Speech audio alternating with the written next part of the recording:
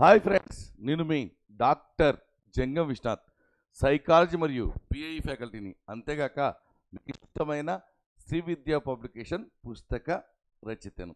ఈరోజు సైకాలజీలో భాగంగా అటు ఆంధ్రప్రదేశ్, ఇటు తెలంగాణ, ఇటు టెట్, ఇటు డిఎస్సిలో కీలకమైన ఎప్పుడు వస్తున్నా, ప్రతి ఒక్కరు కన్ఫ్యూజ్ అవుతున్నా, ఎగ్జాంపులే వస్తున్నా మనం టాపిక్ను మాట్లాడుకోబోతున్నాం.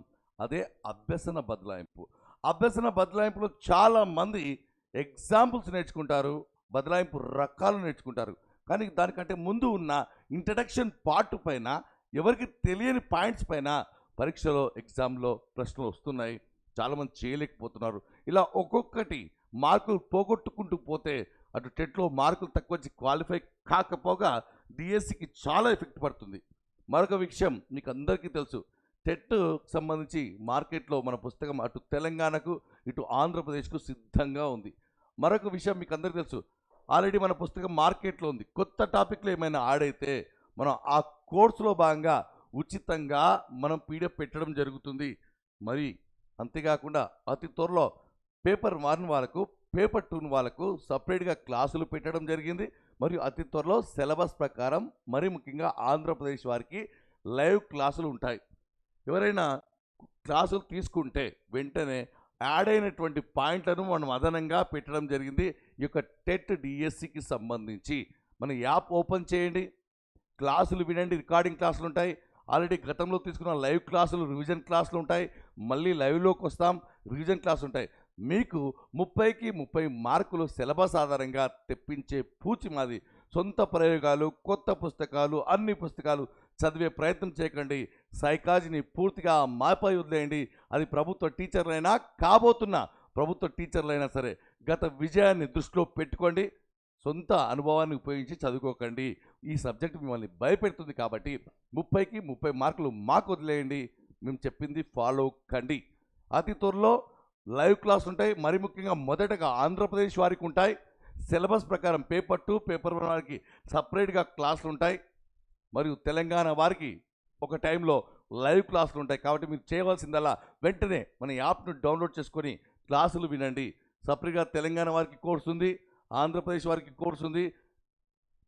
సైకాలజీకి సంబంధించి 100 ప్రాక్టీస్ టెస్ట్లతో కూడినటువంటి టెస్ట్ సిరీస్ కూడా ఉంది. ఏ సబ్జెక్ట్ అయినా మాకు ఉందండి. అంతకంటే ముందుగా మీరు మన ఛానల్ని ఖచ్చితంగా సబ్స్క్రైబ్ చేసుకోండి. తాజా నిజ వాస్తవ సమాచారం కోసం మన యాప్ను ప్లేస్టోర్ నుండి జంగం విశ్వనాథ్ సైకాలజీ గురు అని డౌన్లోడ్ చేసుకోండి. ఏ సమస్య ఉన్నా చాట్ బాక్స్ నొక్కి మెసేజ్ ఇయర్ దగ్గర మెసేజ్ పెట్టండి, మేము స్పందిస్తాం. మరి ఈరోజు మనం మాట్లాడుకోబోతున్న టాపిక్ మీ అందరికీ తెలుసు, ఏదంటే అభ్యసన బదలాయింపుకు సంబంధించి. మీకు తెలుసు, అభ్యసన బదలాయింపు చాలా పరీక్షలో కీలకంగా వస్తున్నటువంటి టాపిక్. మరి దీంట్లో చాలామంది నెగ్లెక్ట్ చేసేటువంటి అంశం ఏంటంటే దానికి ఒక బేసిక్, దాని యొక్క పునాదిని మర్చిపోతారు. ఒకసారి చూస్తే అభ్యసన బదలాయింపు గురించి మనం మాట్లాడుకుంటున్నాం. అభ్యసన బదలాయింపు అంటే ఏమిటి అంటే, ఒక రంగంలో నేర్చుకున్నటువంటి నైపుణ్యము మరొక రంగంలో ఉపయోగపడితే అది సాదృశ్యంగా ఉండాలి, సిమిలర్గా ఉండాలి. కాబట్టి అప్పుడు మాత్రమే ఉపయోగపడుతుంది. లేదంటే ఇబ్బంది పెట్టే సందర్భాలు ఉన్నాయి, లేదంటే ఉపయోగపడని సందర్భాలు ఉన్నాయి, పాక్షికంగా ఉపయోగపడే సందర్భాలు ఉన్నాయి. దాన్ని అభ్యసన బదలాయింపు అంటారు. ఇక్కడ చూస్తే ఇది చాలా ఇంపార్టెంట్. మధ్యయుగంలో మీకు తెలుసు ఒకటి వచ్చింది, ఏంటంటే థియరీ ఆఫ్ ఫార్మల్ డిసిప్లిన్ అని. దానికి గల మరొక పేరు చూడండి, ఎగ్జామ్లో మారు పేర్లు మరో పేర్లు ఇస్తున్నాడు. చూడండి, థియరీ ఆఫ్ ఫార్మల్ డిసిప్లిన్. దీనికి మరొక పేరు ఫ్యాకల్టీ ఆఫ్ థియరీ. బాగా గుర్తుపెట్టుకోండి, ఫ్యాకల్టీ ఆఫ్ థియరీ. దీని ప్రకారం ఏమిటంటే ఒక స్టేట్మెంట్ ఇవ్వడం జరిగింది, అద్భుతమైనటువంటి స్టేట్మెంట్ ఇవ్వడం జరిగింది. చూడండి ఒకసారి, మానవుని యొక్క మనసు అనేక శక్తుల సముదాయం. Okay, clear. అయితే శరీర కండరాలకు ఎలాగైతే వ్యాయామం బలాన్ని ఇస్తుందో, శరీరంలోని కండరాలకు ఎక్సర్సైజ్ ఎలాగైతే బలాన్ని ఇస్తుందో, అదేవిధంగా మనసు కండరాలకు కూడా అభ్యసనం అంతే బలాన్ని ఇస్తుంది. ఈ స్టేట్మెంట్ ఇచ్చి మనసు కండరాలకు అభ్యసనం అంతే బలాన్ని ఇస్తుంది అని చెప్పినటువంటి సిద్ధాంతం ఏది అంటే చేయలేకపోతాం. పోనీ చేసినప్పటికీ కూడా 2 పేర్లు గుర్తుకు పెట్టుకోకపోతే ఇబ్బంది పడతాం. లేదా మధ్యయుగంలో వచ్చిన ఏ సిద్ధాంతం మనసు కండరాలకు అభ్యసనం బలాన్ని ఇస్తుంది అని చెప్పింది, లేదా శరీరానికి వ్యాయామం ఎలాగైతే బలాన్ని ఇస్తుందో మనసు కండరాలకు అభ్యసనం బలాన్ని ఇస్తుంది అని నమ్మినా చెప్పిన మధ్యయుగంలో వచ్చినటువంటి సిద్ధాంతం ఏదంటే theory of formal discipline.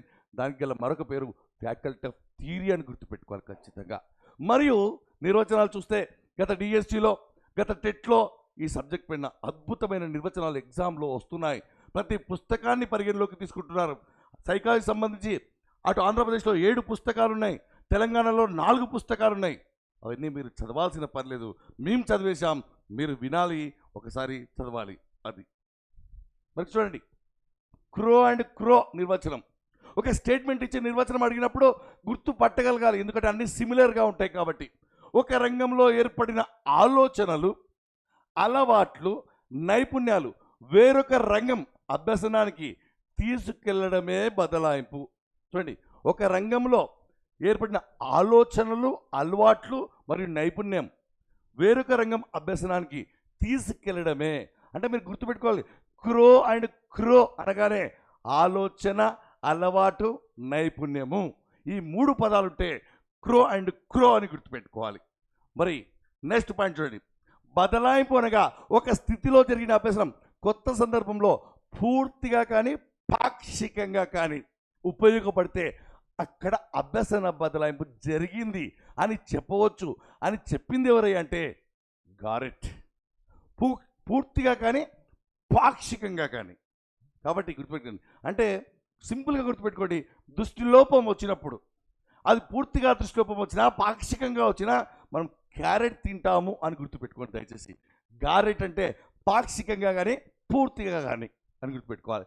Next చూడండి, సోరెన్సన్ ఒక స్థితిలో ఆర్జించిన జ్ఞానము, శిక్షణ, అలవాటు మరొక అభ్యసన స్థితికి అన్వయించి అభ్యసించడమే.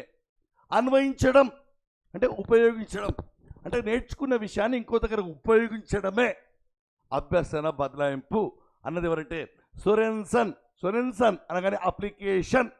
సోరెన్సన్ అంటే అప్లికేషన్. అప్లికేషన్ అంటే అన్వయం. జ్ఞానము మనం అన్నీ కూడా నేర్చుకున్నాం, జ్ఞానము, అవగాహన, వినియోగం, ఈ విధంగా నేర్చుకున్నాం. అంటే నేర్చుకున్నది కొత్త సందర్భంలో ఉపయోగించడం, అన్వయించడం. కాబట్టి గుర్తుపెట్టుకోండి, ఇక్కడ సోరెన్సన్ అనగానే మీరు అన్వయించడం అనే పదాన్ని గుర్తుపెట్టుకోవాలి. చివరిగా ఎలిస్. ఎలిస్ అనగానే పోలీస్ అని గుర్తుపెట్టుకోండి. పోలీస్ ఒక ప్రక్రియలో గడించిన అనుభవాలు తర్వాతి అలాంటి ప్రక్రియ సాధనపై ప్రభావం చూపడమే బదలాయింపు. పోలీస్ కావాలంటే సాధన, సాధనమున పనులు సమకూరుదరులున. సాధన అంటే పోలీస్ కావాలంటే ఫిజికల్గా బాగుండాలి, మెంటల్గా బాగుండాలి. 2 రాత పరీక్ష ఉంటుంది, ఫిజికల్ టెక్స్ట్ ఉంటుంది. కాబట్టి ఇక్కడ సాధన. చూడండి, ఇక్కడ మంచి పాయింట్ ఉంది. అభ్యసన బదలాయింపును ప్రయోగాత్మకంగా తిరస్కరించిన వ్యక్తి ఎవరు అంటాడు. తిరస్కరించిన వ్యక్తి ఎవరంటే విలియం జేమ్స్. ఏ సంవత్సరంలో తిరస్కరించాడు? 1890. ఎందుకు తిరస్కరించాడు అంటే చూడండి, అతడు విక్టర్ హ్యూగో రాసినటువంటి ఏ పుస్తకం, లే మిజరబుల్స్ అనే గ్రంథంలో కొన్ని పంక్తులను చదివి అర్థం చేసుకున్నాడు. తర్వాత అతడే ఎవరు, విలియం జేమ్సే ఏం చేశాడంటే జాన్ మిల్టన్ రచించినటువంటి ప్యారడైజ్ లాస్ట్ అనే పుస్తకాన్ని కూడా చదివి దాంట్లో పంక్తులను అర్థం చేసుకున్నాడు. ఇలా 2వ సందర్భంలో అర్థం చేసుకునే క్రమంలో అతనికి తక్కువ సమయం పట్టాలి కదా, మరి నాకు అంతే సమయం పట్టింది, అంతకంటే ఎక్కువ సమయం పట్టింది అంటే అభ్యసన బదలాయింపు జరగలేదు అని తిరస్కరించాడు. అంటే ఒకసారి పుస్తకం చదివాడు, ఇంకొక పుస్తకం చదివాడు, 2వ పుస్తకం చదివినప్పుడు నాకు తక్కువ సమయం పట్టాలి కదా, తక్కువ సమయం పట్టలేదు అంటే నాకు అభ్యసన బదలాయింపు జరగలేదని తిరస్కరించిన వ్యక్తి ఎవరంటే విలియం జేమ్స్. సంవత్సరం 1890. ఇది కూడా గుర్తుపెట్టుకోవాలి మీరు. ఎవరు, ఏ పుస్తకాన్ని? లే మిజరబుల్స్ అనే గ్రంథాన్ని ఎవరు రాశారు? Victor Hugo. జాన్ మిల్టన్ రాసినటువంటి గ్రంథము ప్యారడైజ్ లాస్ట్. ఈ 2 గ్రంథాలను చదివినటువంటి వ్యక్తి విలియం జేమ్స్. గుర్తుపెట్టుకోవాలి. మరి ఇక్కడ మరి ఈ యొక్క 6 మంది చూడండి, 6 మంది ప్రయోగాత్మకంగా అభ్యసన బదలాయింపు జరుగుతుంది అని చెప్పారు. అతడు తిరస్కరిస్తే లేదు, మేము గ్రూప్ ఆఫ్ పీపుల్, మేము 6 మందిని ప్రయోగాత్మకంగా అనేక ప్రయోగాలు చేశాం అని ఈ గ్రూప్ ఆఫ్ పీపుల్ ఏం చేశారంటే ప్రయోగాలు చేసి జరుగుతుందని నొక్కి వక్కానించారు. ఆ జరుగుతున్నటువంటి వ్యక్తులు ఎవరయ్యా అంటే చూడండి, గ్రే, స్లెట్, మెర్డిత్, స్లైట్, వించ్, బార్లో అనే వ్యక్తులు. ఏం భయపడాల్సిన అవసరం లేదు. మీకు దీనికి సంబంధించి నేను అద్భుతమైన షార్ట్ కట్లు మీకు తెలుసు, చెప్తాను. గ్రే, స్లెట్, స్లైట్, వించ్, బార్లో, మెర్డిత్ అంటే simple. Slate, slight, slate, slight. Slight అంటే పలక, ఇంకొక పలక, అది గ్రే బూడిద రంగులో ఉంటుంది. ఓకే, అది సైజు. వించ్ అంటే ఇంచ్ ఉంటుంది. అది ఎక్కడ దొరుకుతుంది? బార్లో అంటే బజార్లో రోడ్డుకు అడ్డంగా నడిస్తే మనం మెర్డిత్ అంటే డెత్ అవుతాం. గ్రే, స్లెట్, స్లైట్, వించ్, బార్లో, మెర్డిత్. ఈ విధంగా గుర్తుపెట్టుకోవచ్చు సింపుల్గా. మరి అభ్యసన బదలాయింపును సవివరంగా వివరించిన సిద్ధాంతం ఏది? మధ్యయుగంలో వచ్చిన సిద్ధాంతం అది వేరే, కానీ అభ్యసన బదలాయింపును సవివరంగా వివరించిన సిద్ధాంతం ఏది అన్నప్పుడు గుర్తుపెట్టుకోండి, విద్యుత్ క్రమశిక్షణ సిద్ధాంతం. మరి అంతలోనే ఆగిపోవాలా? కాదు. మరో పేరు, మారు పేరు తెలియకపోయినా ప్రశ్న మొదటికే ప్రశ్నగానే మారిపోతుంది. చూడండి, విద్యుత్ క్రమశిక్షణ సిద్ధాంతం, దీనే నియత క్రమశిక్షణ సిద్ధాంతం. ఏం తెలియకపోతే క్రమశిక్షణ, ఇక్కడ విద్యుత్ ఉంది, నియత ఉంది. చూడండి, అభ్యసన బదలాయింపును సవివరంగా వివరించిన సిద్ధాంతం విద్యుత్ క్రమశిక్షణ సిద్ధాంతం లేదా నియత క్రమశిక్షణ సిద్ధాంతం. ఒక్కొక్క పుస్తకంలో ఒక పేరు ఉంటుంది, అది మీరు చదవలేరు, టైం ఉండదు. మీరు మిగతా సబ్జెక్టుల పైన మీరు ఫోకస్ చేయండి, నేను పట్టించుకుంటాను ఈ సబ్జెక్టుని. చూడండి, ఇక్కడ హైలైట్ పాయింట్ ఏంటంటే ఈ సిద్ధాంతాన్ని ఎవరు కూడా అంగీకరించలేదు. ఇది సవివరంగా వివరించినప్పటికీ కూడా ఎవరు కూడా అంగీకరించలేదు. బాగా గుర్తుపెట్టుకోవాలి. ఏ సిద్ధాంతాన్ని అంగీకరించలేదు అన్నప్పుడు మీరు గుర్తుపెట్టుకోవాలి. నెక్స్ట్, అభ్యసన బదలాయింపు రకాలు. అందరికీ ఈజీ అనుకుంటారు, కానీ ఇక్కడ టెన్షన్ పెడుతుంది. ఎందుకంటే మీకు ఏంటి, ఏది, ఏ ఎగ్జాంపుల్ ఏదేనికి అనే విషయం తెలిసి ఉండాలి. అనుకూల బదలాయింపు, దానికి మరొక పేరు ధనాత్మక. ఎప్పుడే కానీ ఎగ్జామ్లో అందరికీ తెలిసిన పేర్లు ఇవ్వరు, తెలియని పేర్లు, కొత్త పేరు, మారు పేర్లు ఇస్తారు. అది ఎక్స్ట్రా చదివిన వాడికి. మీరు ఆర్డినరీ పర్సన్ అయితే రాదు జాబ్లు, ఎక్స్ట్రాడినరీ పర్సన్ అయితేనే జాబ్లు వస్తాయి. ఆర్డినరీకి ఎక్స్ట్రాడినరీకి తేడా ఎక్స్ట్రా, ఆ ఎక్స్ట్రానే మారు పేర్లు. ఇక్కడ చూడండి, ఒక దగ్గర నేర్చుకునే జ్ఞానం మరొక సందర్భంలో ఉపయోగపడడాన్ని అనుకూల బదలాయింపు అంటారు. ఎందుకు ఉపయోగపడుతుందంటే రెండు అంశాలు సారూప్యంగా ఉన్నాయి, సిమిలర్గా ఉన్నాయి కాబట్టి ఉపయోగపడుతుంది. మనం జనరల్గా ఉపయోగించే ఒక ఎగ్జాంపుల్ చెప్తున్నాను మీకు, మళ్ళీ చెప్తున్నాను. ఉదాహరణలే ఉద్యోగాలు. మన పుస్తకం యొక్క బలం అదే, మన క్లాసుల యొక్క బలం అదే. ఏ ఎగ్జాంపుల్ వచ్చినా మీరు ఎగ్జామ్లో కొట్టగలరు, గుర్తుపెట్టుకోండి. చూడండి, టైప్ కొట్టిన వ్యక్తి కంప్యూటర్ను చాలా బాగా ఉపయోగించగలరు. ఎందుకంటే టైపులో ఉన్నటువంటి కీబోర్డు, కంప్యూటర్లో ఉన్నటువంటి కీబోర్డు సేమ్ కాబట్టి అనుకూల బదలాయింపు జరుగుతుంది. మరియు సంస్కృతాన్ని బాగా నేర్చిన వ్యక్తి హిందీ, కన్నడను చక్కగా నేర్చుకోగలడు.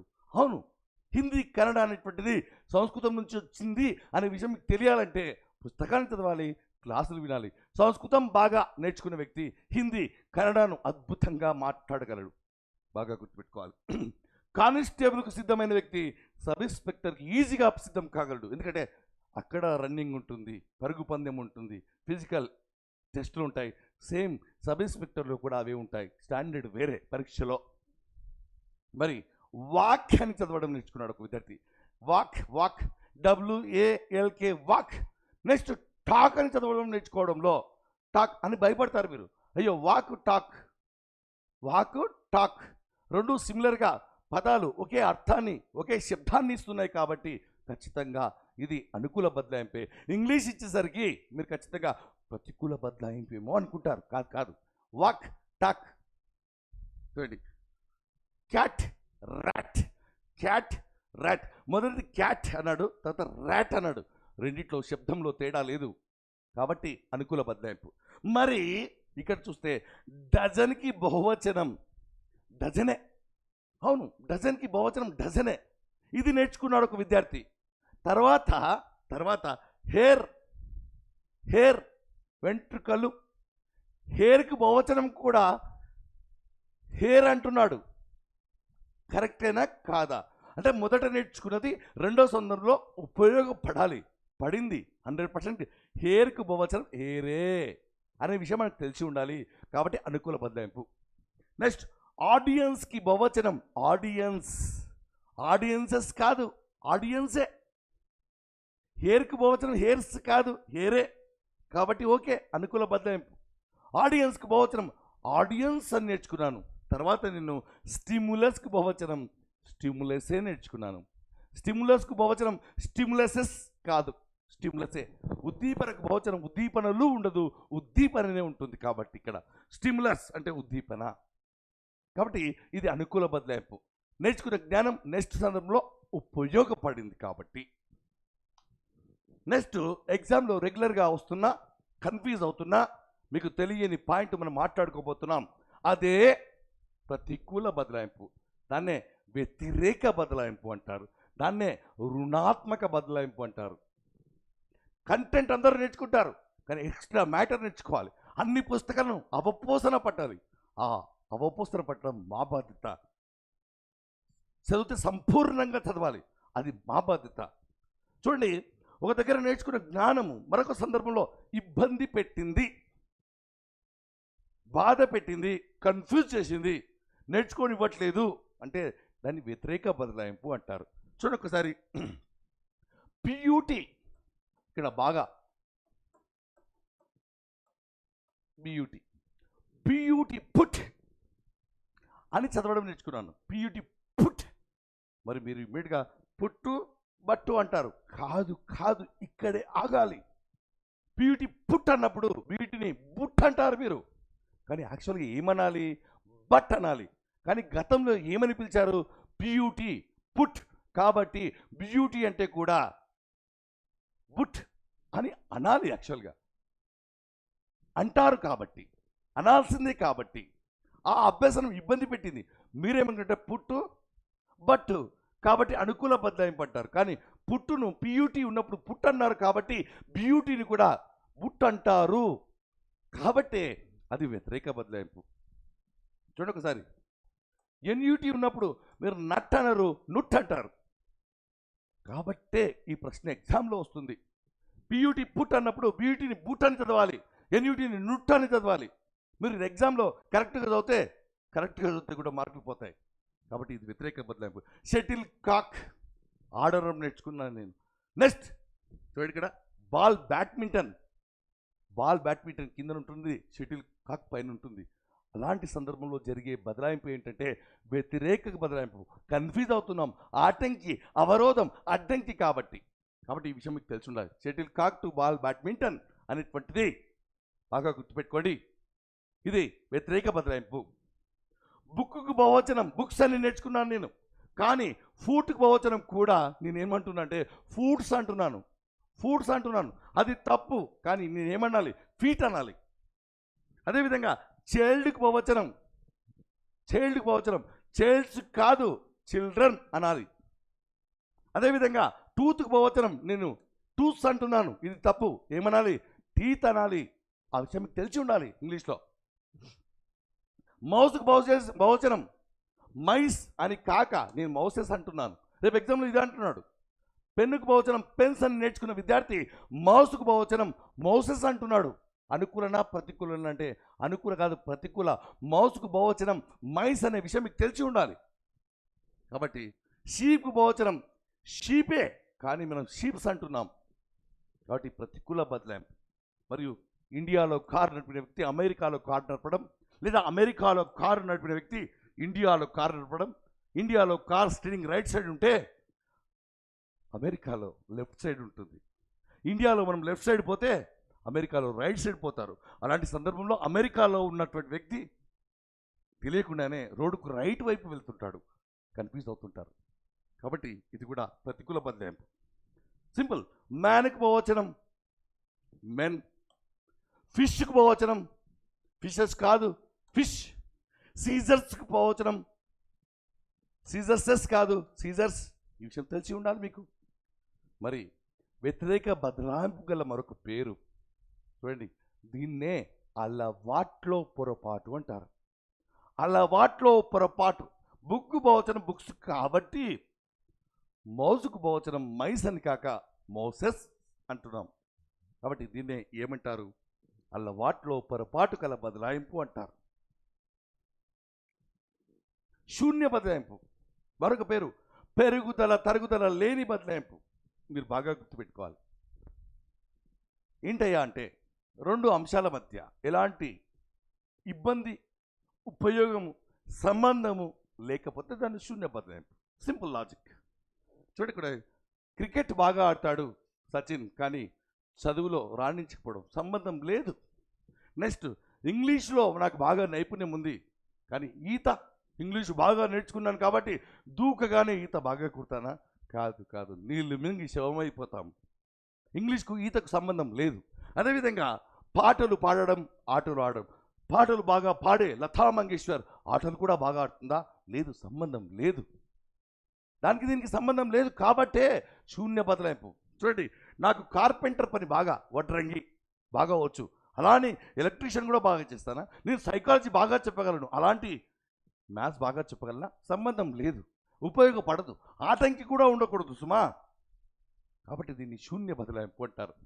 మరి ఇక్కడ ఏకపార్శ, ద్విపార్శ. ఏకపార్శ అంటే శరీరంలో ఒకవైపు మాత్రమే, శరీరంలో ఒకవైపు మాత్రమే. నేను బంతిని తన్నేటప్పుడు కుడి కాలుని ఉపయోగిస్తాను, కుడి కాలుని ఉపయోగిస్తాను. మరి అంటే కుడివైపు నాకు బలంగా ఉంది, బలం ఉంది. మరి రాసేటప్పుడు ఎడమవైపు రాయను, కుడివైపే రాస్తాను. ఒక శరీర అర్ధ భాగంలో నేర్చుకున్న నైపుణ్యము లేక స్థితి లేక బలము ఆ వైపుకు మాత్రమే ఉపయోగపడితే, నేను కుడి చేత్తో బౌలింగ్ చేస్తాను కాబట్టి కుడి కాలుతోనే తంతాను. డోర్ తనేటప్పుడు కుడి కాలుతో తంతాను, రాసేటప్పుడు కుడి చేత్తోనే రాస్తాను. బంతిని విసిరేటప్పుడు కుడి చేత్తోనే. అంటే నాది మొత్తం కూడా కుడి చెయ్యి. అదే నేను కుడి చేత్తో ఎడమ చేత్తో రాస్తే అది వేరే కాన్సెప్ట్. కాబట్టి శరీరంలో ఒక అర్ధ భాగంలో ఉపయోగించిన నైపుణ్యము, సామర్థ్యము ఆ వైపుకు మాత్రమే పరిమితమైతే దాన్ని ఏకపార్శ బదలాయింపు అంటారు. మరి ద్విపార్శ అంటే, ద్విపార్శ శరీరంలో ఒక అర్ధ భాగంలో ఉపయోగించే నైపుణ్యము, సామర్థ్యము, శక్తి, స్థితి రెండవ వైపు కూడా ఉపయోగిస్తే దాన్ని ద్విపార్శ అంటారు. ఫర్ ఎగ్జాంపుల్, నేను కుడి చేత్తో రాస్తున్నాను, ఎడమ చేత్తో కూడా అంతే బాగా రాయగలను, కాబట్టి ద్విపార్శ. అర్జునుడు కుడి చేత్తో బాణాలు వేగంగా విసరగలడు, ఎడమ చేత్తో కూడా అంతే వేగంగా బాణాలు విసరగలడు. అంటే రెండు వైపులా అతనికి సామర్థ్యం ఉంది. కుడితో చేత్తో చేసే పనిని ఎడమ చేత్తో కూడా అద్భుతంగా చేయగలుగుతున్నాడు. అంటే దీన్ని బట్టి మీరు అర్థం చేసుకోవాలి, అందుకే అతన్ని సవ్యసాచి అంటున్నాం. భీముడు గదను కుడి చేత్తో తిప్పగలడు, ఎడమ చేత్తో తిప్పగలడు. గాంధీ కుడి చేత్తో రాయగలడు, ఎడమ చేత్తో రాయగలడు. అంటే ఎగ్జామ్లో చాలా ప్రశ్నలు వచ్చాయి మిత్రులారా. ప్రమాదంలో ఒక వ్యక్తి కుడి చేతును కోల్పోయాడు, ఎడమ చేత్తో కూడా అద్భుతంగా రాస్తున్నాడు. అంటే మీకు అర్థమైపోయింది బాగా. అంటే కుడి చేత్తో బౌలింగ్ బాగా గుర్తుపెట్టుకోండి. కుడి చేత్తో బ్యాటింగ్ చేస్తారు కొందరు, ఎడమ చేత్తో బౌలింగ్ వేస్తారు. అంటే రెండు వైపులా సామర్థ్యాలు ఉంటే దాన్ని ద్విపార్శ బదలాయింపు అంటారు. మీకు టాపిక్ బాగా అర్థమైంది అనుకుంటున్నాను. మీకు ఏ అనుమానం ఉన్నా సరే, ఇది అభ్యసన బదలాయింపు, మీకు ఏ అనుమానం ఉన్నా సరే ఖచ్చితంగా మన యాప్లో చాట్ బాక్స్ నొక్కి మెసేజ్ దగ్గర మెసేజ్ చేయండి, మేము స్పందిస్తాం.